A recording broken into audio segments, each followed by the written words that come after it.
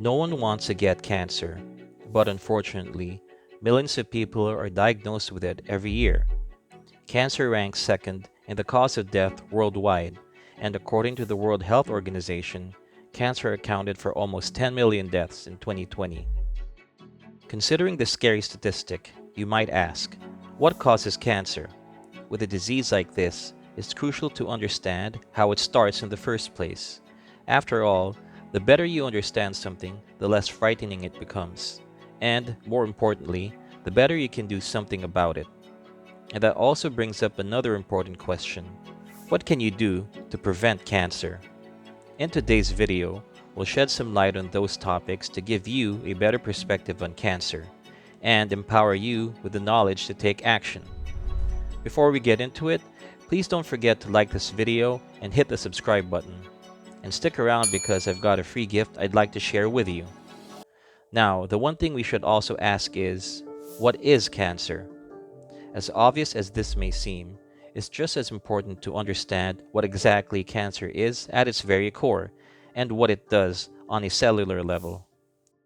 Most of us think of cancer as a sickness that spreads to different parts of the body, but there's more to it than that. Cancer happens when normal healthy cells go rogue and grow abnormally.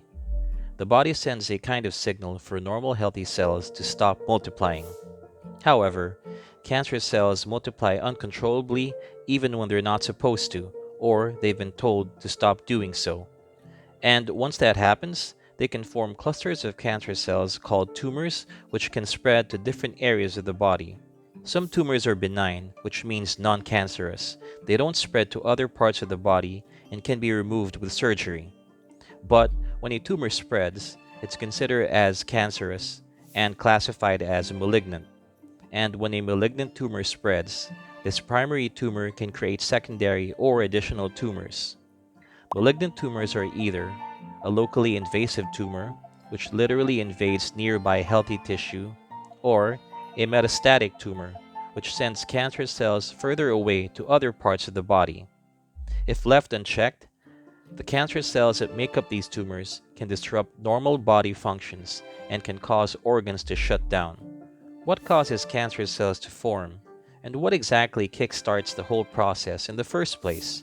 As much as we'd like to pin it down to just one thing, there's no single factor that causes cancer. Rather, there are different factors that come into play and set the stage for cancer. So we've broken it down to three main categories. Let's start with number 3, genetic mutations.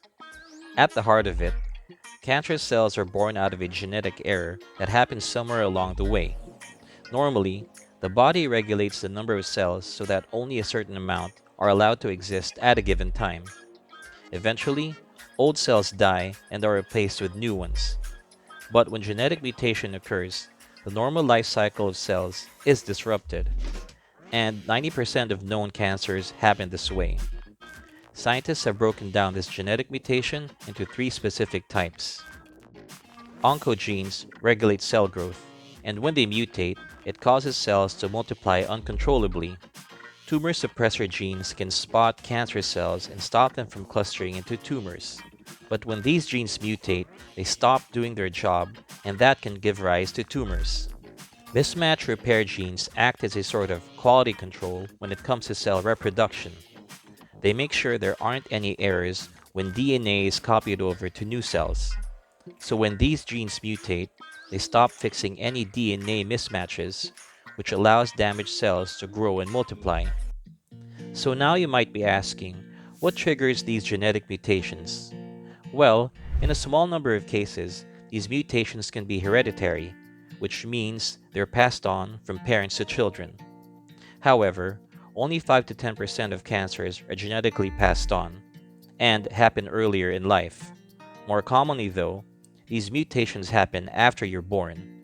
You pick them up along the way as you go through life. For example, if someone is genetically predisposed to cancer because they got it from their parents, they could develop another genetic mutation along the way, and these different mutations can interact with each other to cause cancer. Now before we continue, don't forget to download your free gift. It's my ebook called 5 ways I coped with my cancer diagnosis, and it talks about how I dealt with learning the truth about getting lymphoma. Check out the description below this video to get it now. So as I was saying, just because you inherited a genetic mutation, it doesn't guarantee that you'll actually get cancer. Rather, it only increases your risk of developing it, and it would take other external factors to push those mutations into cancer.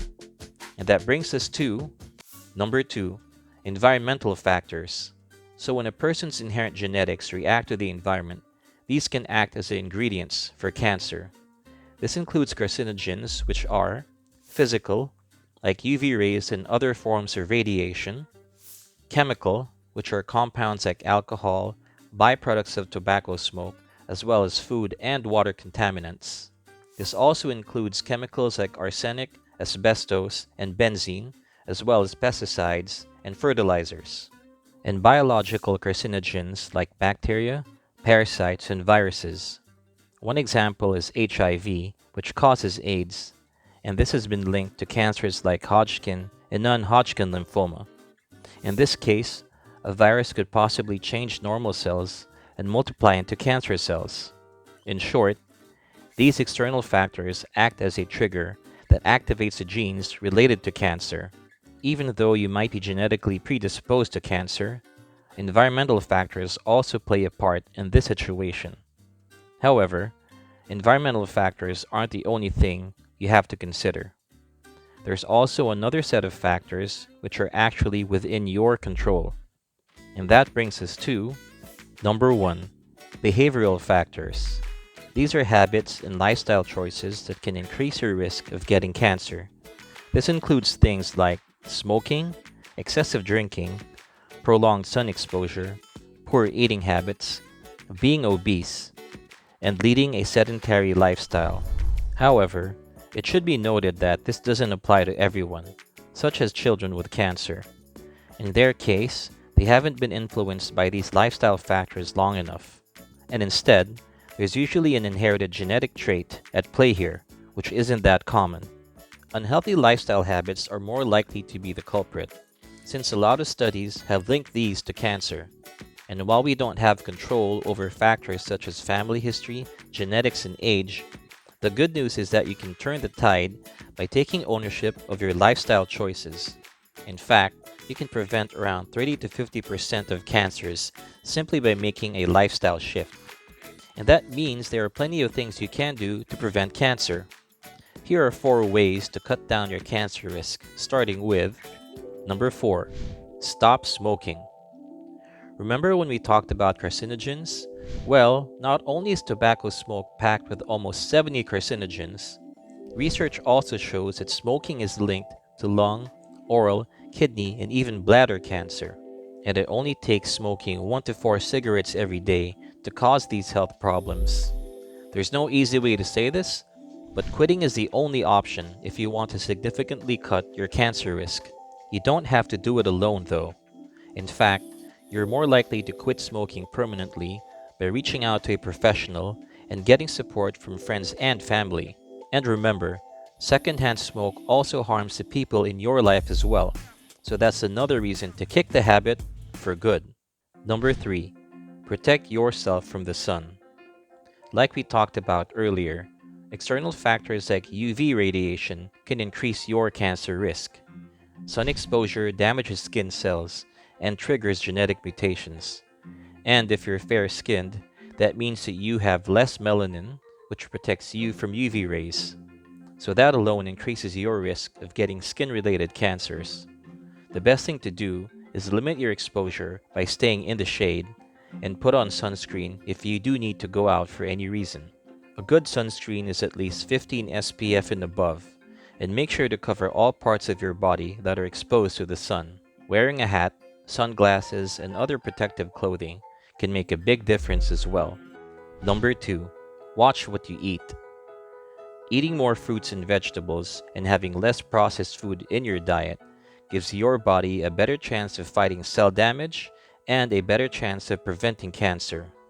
When you have a meal, focus on having greens first and try to make it at least 50% of your plate. It's also a good idea to stick to lean and healthy sources of protein, such as fresh chicken or fish, nuts, and seeds.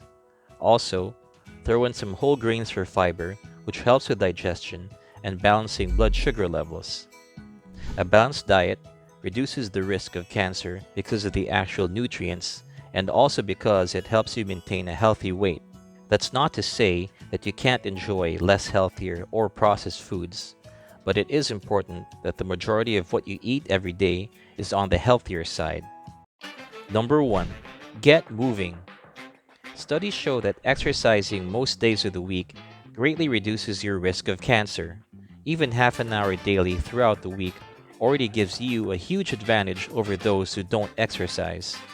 Staying active helps you maintain a healthy weight, which not only lowers your risk of cancer, but other conditions like diabetes, heart disease, and chronic inflammation. There are plenty of ways to work up a sweat, such as walking outdoors or walking your dog, riding a bike, doing household chores, swimming, watching a workout video at home, or playing fitness video games such as Ring Fit Adventure. There's no one way to exercise, so don't be afraid to get creative. So that wraps up today's video. Please hit the thumbs up button if you liked this video. Also, please share your thoughts in the comments below. And don't forget to get my free ebook called 5 Ways I Coped with My Cancer Diagnosis, which you can download from the link in the description below this video. And if you enjoy my content, please consider subscribing. That's all for now, and I'll talk to you soon.